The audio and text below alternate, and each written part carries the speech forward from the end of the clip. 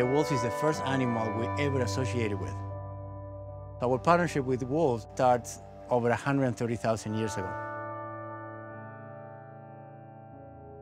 Everywhere in the world where there have been wolves, the native peoples refer to them as the great teacher, and there's a very deep reason for that.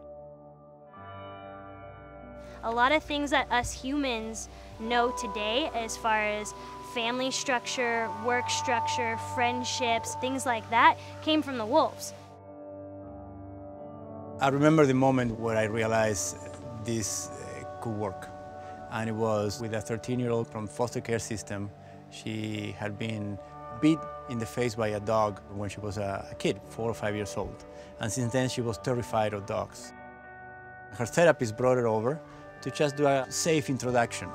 So we began taking a little stroll, being 20 or 30 feet apart, and then slowly this girl started approaching and walking closer and closer and closer. Within 20 minutes, she was kneeling down and this wolf was actually licking her face. And she was smiling and she was in tears. At that moment I thought, wow, this is true healing. This is how healing looks like. It's not forced. It just happens organically, and at that point I recognized the depth of these animals, the power they had to engage young people from challenged backgrounds. Here at Wolf Connection, we are the only youth empowerment programs using wolves and wolf dogs as the centerpiece. A lot of our animals come to us abused, mistreated, abandoned, and have a lot of issues that way. Each of our animals has an energy and a personality type that doesn't make them suitable for certain homes, and they've moved from home to home to home. These kids get that. They've been through the same thing.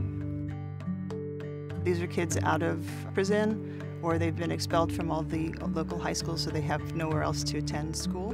So when they get here and they hear the stories of the animals without us asking them about their stories, they tend to relax a little bit more and connect and talk about the animal story. It's a much easier conversation to have with them. What the wolves have is a calming effect. Without saying anything, their body language, the way they treat people is like, it's okay. You're gonna be okay, you're gonna be fine. And when young people come in touch with these animals, they drop into a primal level that's beneath all the hurt, pain, abandonment, resentments that they may have. So all of a sudden they are regular kids again, and they can start learning again, and they can start collaborating again and playing again. From there, then the journey starts.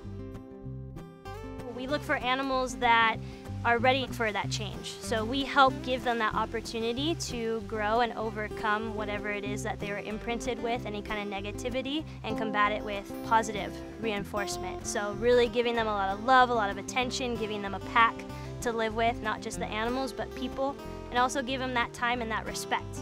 Because if you give them that respect, they'll give it back to you. There's a profound healing that takes place, and I think part of the reason for that success is the deep connection between humans and canines.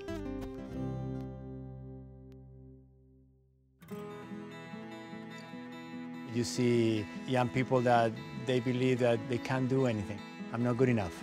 Trying new things and learning new skills. People that are completely shut down, that are, all of a sudden they begin expressing themselves and realizing that their voice has value, their voice has power.